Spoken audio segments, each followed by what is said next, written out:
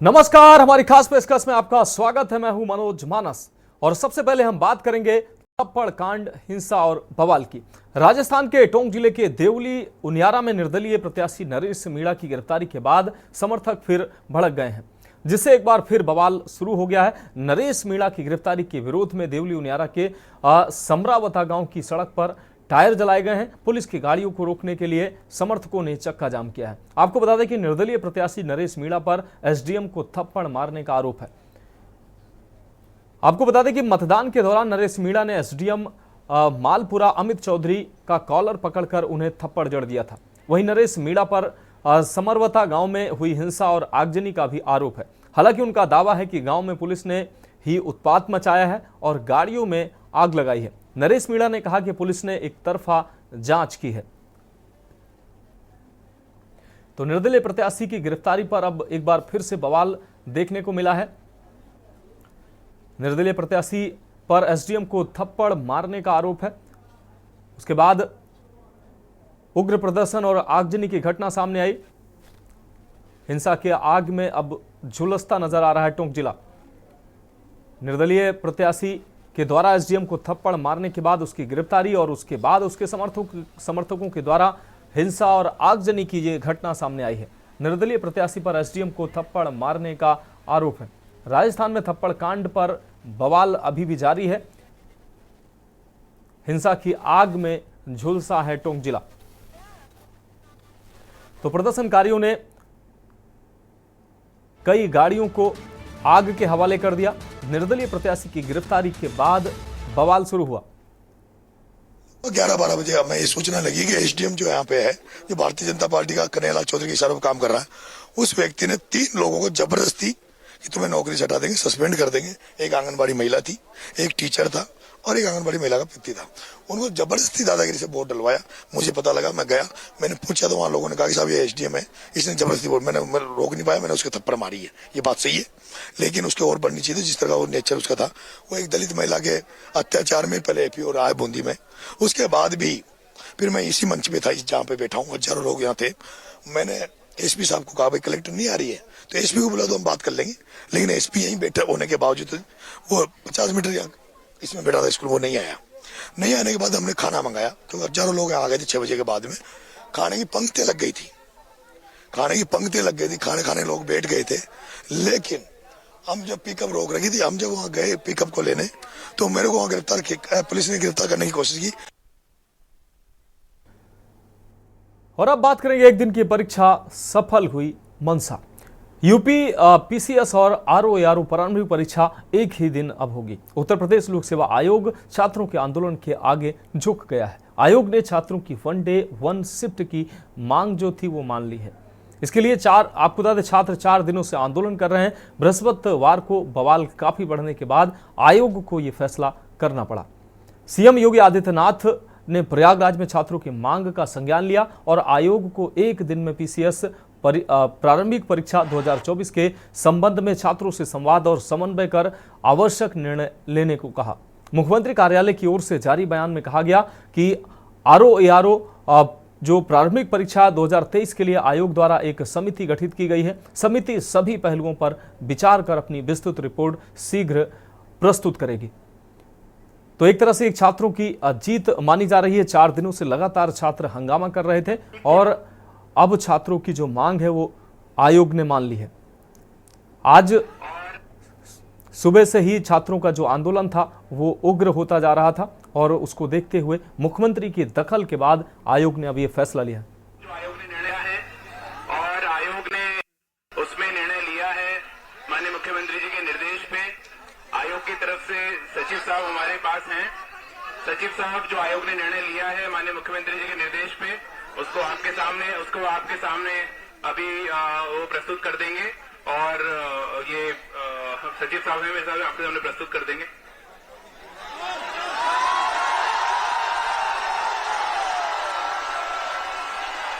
Hello hello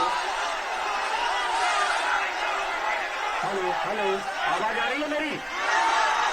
कृपया शांत हो जाइए, आपके हित की बात है, शांत हो जाइए और कृपया मेरी बात समाप्त होने तक शोर न मचाइएगा। इसको बहुत ध्यान से सुनिएगा।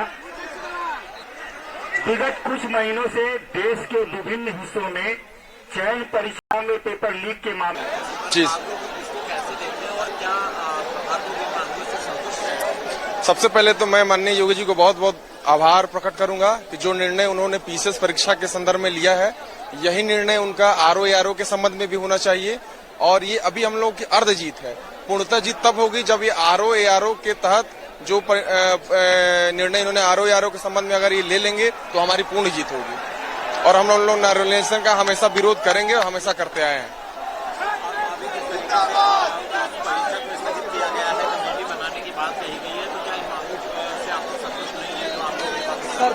सर हम लोग यही चाहते हैं सर कि जैसे पीसीएस की परीक्षा अगर ये एक शिफ्ट में करा रहे हैं तो ठीक है, आप कमेटी बना लीजिए, लेकिन कमेटी बनाने के बाद भी आपको उसी निर्णय पे आना होगा। 1 डे 1 शिफ्ट में ही आरओ कराना होगा, वही होगा। लेकिन ऐसा नहीं है कि आप कमेटी के नाम पे 2 महीने ले लेंगे, इसके बाद उसमें भी शिफ्ट वही कराएंगे। 1 डे 1 एग्जाम ही होगा वहाँ।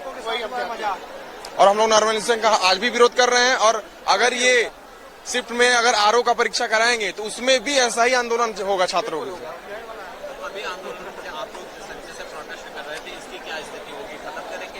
बिल्कुल बिल्कुल, हम लोग तब तक खत्म नहीं करेंगे जब तक लिखित नोटिस नहीं आए। ठीक, हम लोग मौखिक भाषा का यहाँ कोई वो नहीं है, कोई मतलब नहीं है। हम लोग लिखित बातों पर विश्वास करेंगे। बाहर नोटिस लगेगी, हम लोग उसको फोटो लेके इसके बाद आयोग साइट पे चढ़ाएं, साइट पे नोटिस चढ़ाएं, फिर इसको उस मान का हम लोग स्वागत करेंगे उनका।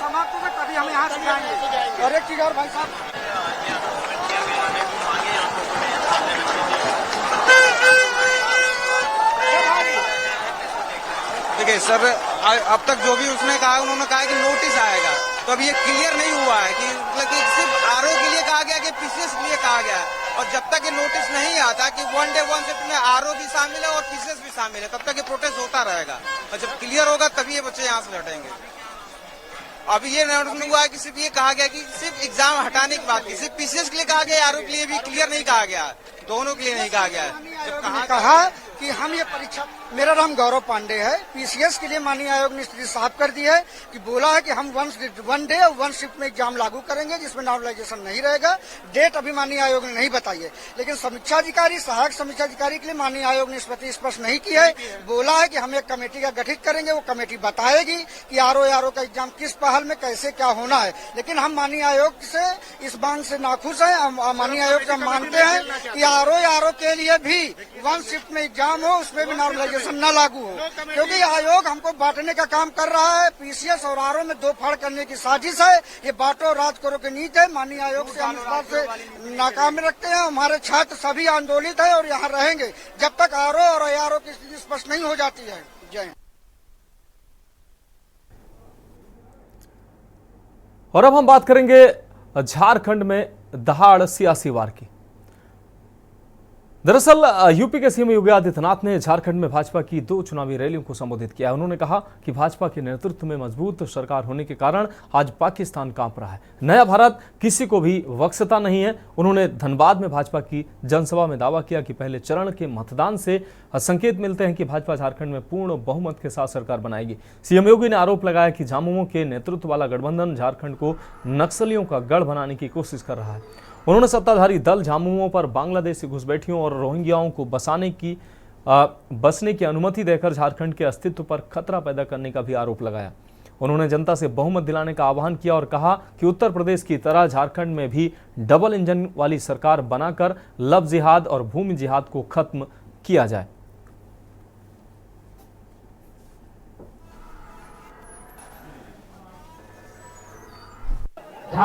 ने भी तय कर लिया है कि झारखंड को लूटने वाले कांग्रेस, झारखंड मुक्ति मोर्चा, आरजेडी, इन सबको सत्ता से बेदखल करके रहना है।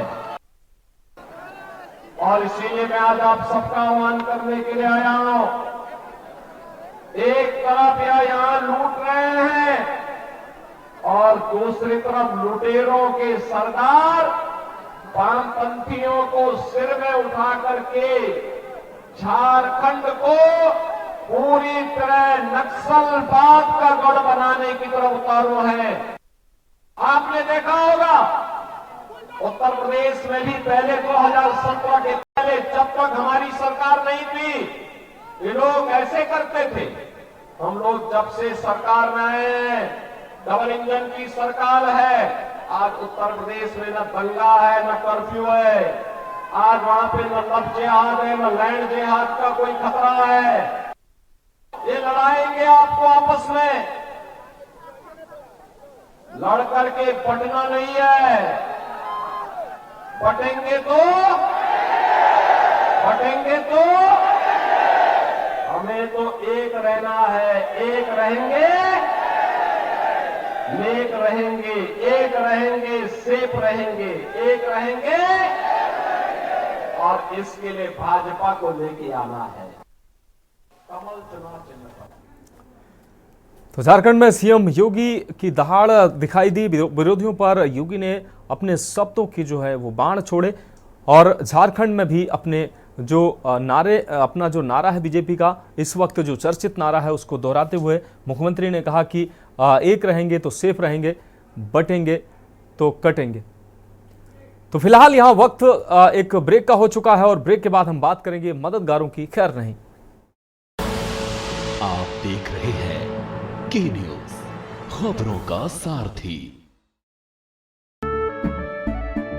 केसरिया से मन जोगी हुआ रे, दिल झूमे देखो मतवारा हुआ रे।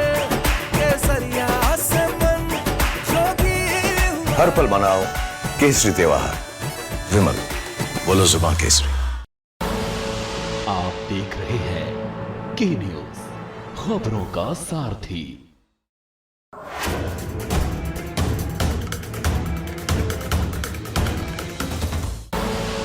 आप देख रहे हैं के न्यूज, खबरों का सारथी।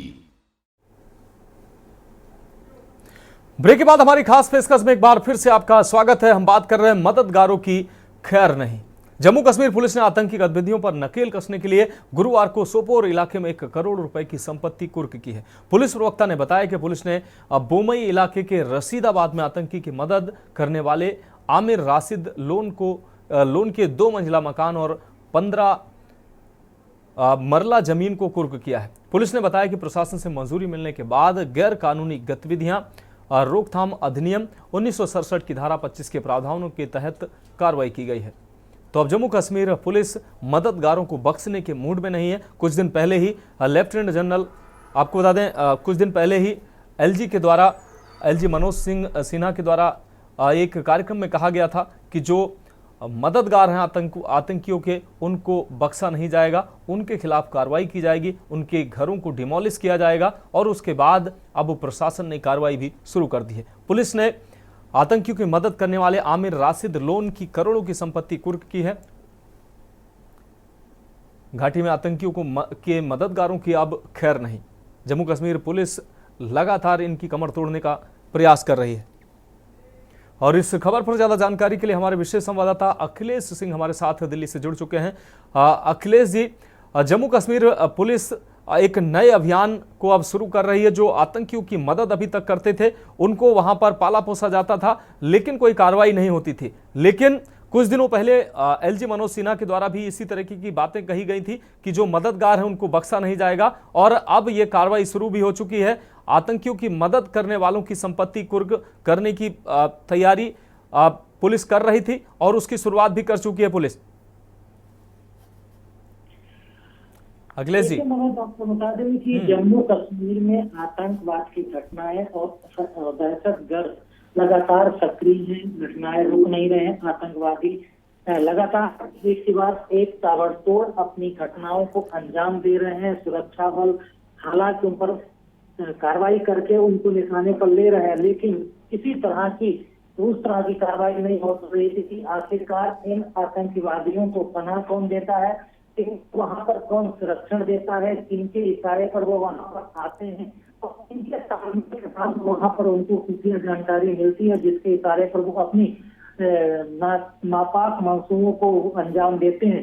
शायद इन्हीं तमाम चीजों पर शिकंजा कसने के लिए जम्मू कश्मीर के एलजी मनोज सिन्हा की तरफ से ये कदम उठाया गया और फैसला लिया गया कि अब जम्मू कश्मीर की पुलिस ऐसे लोगों के खिलाफ कड़ी कार्रवाई कर सकती है और इसमें ऐसे वो लोग होंगे जो दहशतगर्द में शामिल या दहशतगर्द को पनाह देने वाले या दहशतगर्द को सुरक्षा देने वाले लोगों को में जो भी लोग शामिल होंगे उनके खिलाफ पुलिस कार्रवाई कर सकती है। कार्रवाई में बड़ी कार्रवाई ये शामिल की गई है कि अब वहां पर उनकी संपत्ति को भी जब्त किया जा सकता है, यानी जो दहशतगर्दों को मदद करेंगे या उनको किसी तरह का संरक्षण देंगे या किसी तरह की उनकी खबर सूचनाएं उनको लीक करेंगे, इस तरह की अगर कोई करता है तो स्थानीय जम्मू कश्मीर के लोगों के खिलाफ सरकार अब कार्रवाई करने के लिए स्वतंत्र होगी, क्योंकि एलजी की तरफ से इस तरह का एक नोटिफिकेशन जारी किया गया है। निश्चित रूप से अखिलेश जी, इस तमाम जानकारी के लिए आपका बहुत शुक्रिया। तो घाटी में अब आतंकियों की मदद करने वालों की खैर नहीं, क्योंकि आतंकियों की मदद करने वालों की बड़ी तादाद है और ऐसे में जब पुलिस ने कार्रवाई शुरू कर दी है, आमिर राशिद लोन की करोड़ों की संपत्ति अब पुलिस ने कुर्क की है, तो अब इस कार्रवाई के बाद घाटी में हड़कंप की स्थिति बन गई है। घाटी में आतंकियों के मददगारों की अब खैर नहीं। घाटी में आतंकियों को जो मददगार थे अब उन पर कार्रवाई शुरू की जा चुकी है। और अब हम बात करेंगे गुलाबी ठंड की दस्तक की। दरअसल उत्तर भारत में सुबह का जो मौसम होता है वो घने कोहरे के साथ शुरुआत होता है, जिसकी वजह से विजिबिलिटी अब बेहद कम होती जा रही है।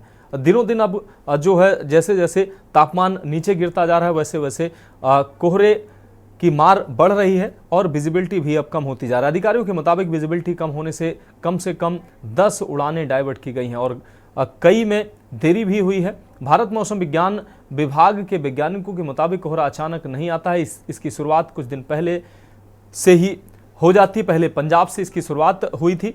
ऐसा इसलिए हुआ है क्योंकि हवा की दिशा में बदलाव हुआ है। पिछले 4-5 दिनों से पूर्वी और दक्षिणी हवा चल रही है, जिसकी वजह से थोड़ी नमी भी आ रही थी, लेकिन अब हवाएं उत्तर पश्चिम हो गई हैं, जिससे न्यूनतम तापमान में कुछ गिरावट आई है। इस क्षेत्र में कोहरे की परत की शुरुआत हो गई है।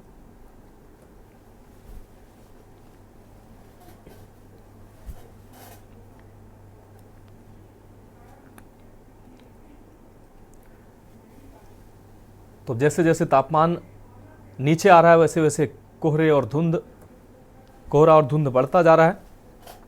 उड़ानों पर खासतौर पर इसकी वजह से प्रभाव पड़ रहा है। उत्तर भारत में कोहरे की अब शुरुआत हो चुकी है।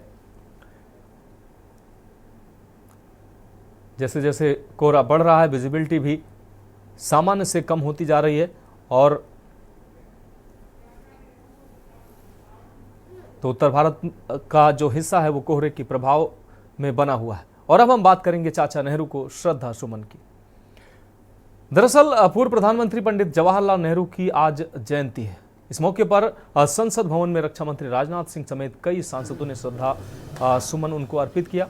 राजनाथ सिंह, कांग्रेस नेता जयराम रमेश, राजीव शुक्ला, टीएमसी सांसद डेरेक ओब्रायन समेत कई सांसदों ने संसद भवन में पंडित जवाहरलाल नेहरू की जयंती पर श्रद्धा सुमन अर्पित किया और देश के विकास में उनके योगदान को याद किया। आपको बता दें कि पंडित नेहरू का जन्म आज ही के दिन 1889 में उत्तर प्रदेश के इलाहाबाद, जो अब प्रयागराज है, वहां पर हुआ था। उन्होंने 27 मई 1964 को अंतिम सांस ली।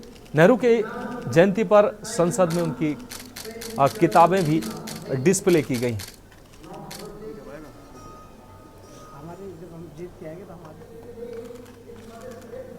तो देश के पहले प्रधानमंत्री पंडित जवाहरलाल नेहरू को आज कृतज्ञ देश उनको याद कर रहा है और नेहरू जयंती की उपलक्ष्य में बाल दिवस के तौर पर यह दिन मनाया जाता है। चाचा नेहरू को आज पूरा देश याद कर रहा है।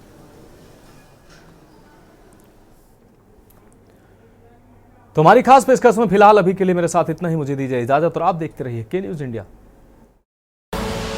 आप देख रहे हैं के न्यूज, खबरों का सारथी।